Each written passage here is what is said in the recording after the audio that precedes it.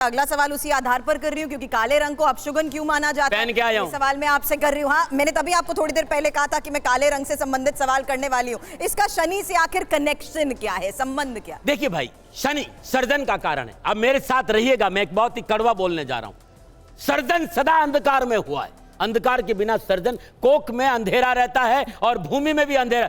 बीज जब तक प्रस्फुटित नहीं होगा, जब तक वो भूमि के भीतर नहीं होगा। अंधकार सर्जन का कारण है और ये तथाकथित लोगों ने भ्रम फैलाया है कि काला नहीं पहन। मैं भाई और माता बहनों से सवाल करूंगा, यदि अपनी सोसाइटी में, अपनी पार्टी में काला कपड़ा पहन कर आ जाए, नजरें कहां जाती है? अट्रैक्शन का कारण कौन होता है? काला कपड़ा होता है भाई।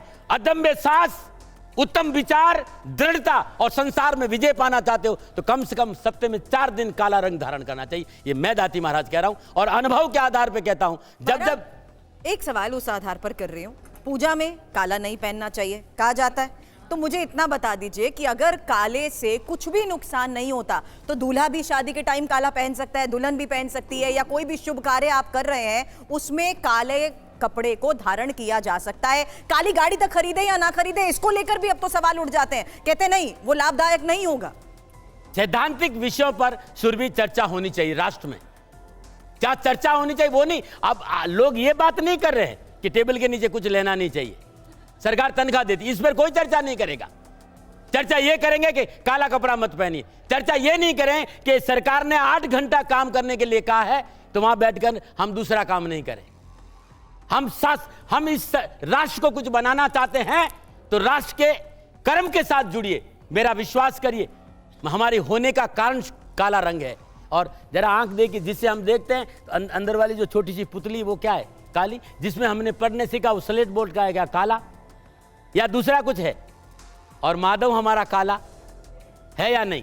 श्याम वरण है भाई कन्हैया, जिसकी हम भक्ति करते। ये सब बातें हैं और मैं राष्ट्र के सभी लोगों से एक बात और हाथ जोड़ के कहना चाहता हूं कि भ्रम से बाहर आइए, काला कपड़ा धारण करिए। आपका साहस बढ़ेगा, आपके विचार बड़े शुद्ध रहेंगे, आपको आगे बढ़ने का मौका मिलेगा और नेगेटिव ऊर्जा आपके पास बिल्कुल नहीं। मैं विश्वास करिए, मैं तो काला पहनता ही हूं। आपको पता है कि जब भी मुझे अवसर मिलता है मैं काला पहनता हूं। सन्यासी होने के बावजूद भी मैं काला पहनता हूं। तो काले से मत घर भाई, कर्म काले नहीं होने चाहिए, बाकी सब कुछ ठीक है। लेकिन आज अवसर मिला है ये जानने का कि आखिर ये जो संयोग है उसका राशियों पर क्या असर पड़ रहा है, तो आगे बात कर लेते हैं महाराज तुला राशि की।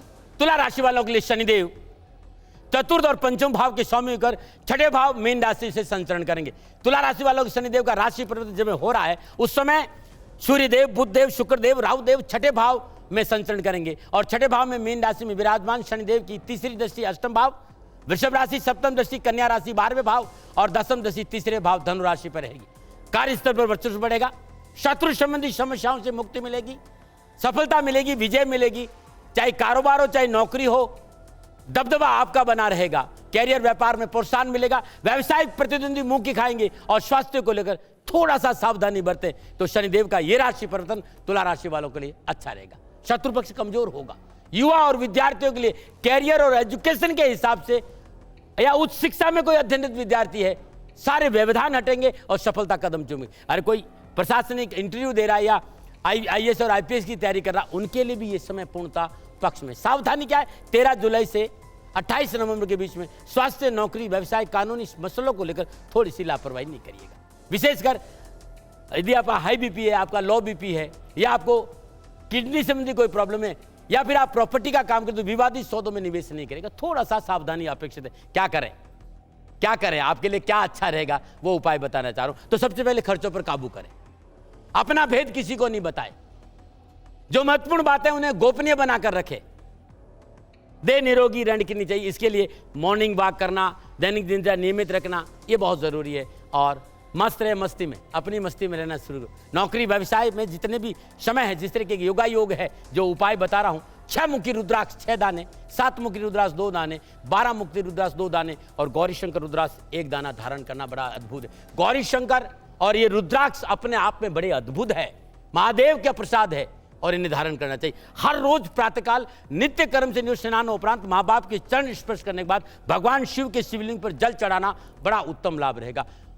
त्र्यंबकम यजामहे सुगंधिम पुष्टिवर्धनम उर्वा रुक्मी बंदनाथ मृत्यु ममक्ष महामृतात मृत्युंजय मंत्र का जाप करते हुए भगवान शिव के सिर खाली जल चढ़ा दीजिएगा, बेड़ा पार हो जाएगा। बहुत अद्भुत एक बात, घर की पहली रोटी पर श्रद्धा अनुसार या 100 ग्राम या 50 ग्राम गुड़ रखकर गाय को खिला देंगे तो बहुत अद्भुत रहेगा। बंदरों को और कुत्तों को भोजन देना बड़ा, लेकिन बंदरों को रोड पे मत दीजिएगा, जंगल में जाके भोजन कराएंगे तो आपके लिए बड़ा अच्छा रहेगा। नमन नारायण।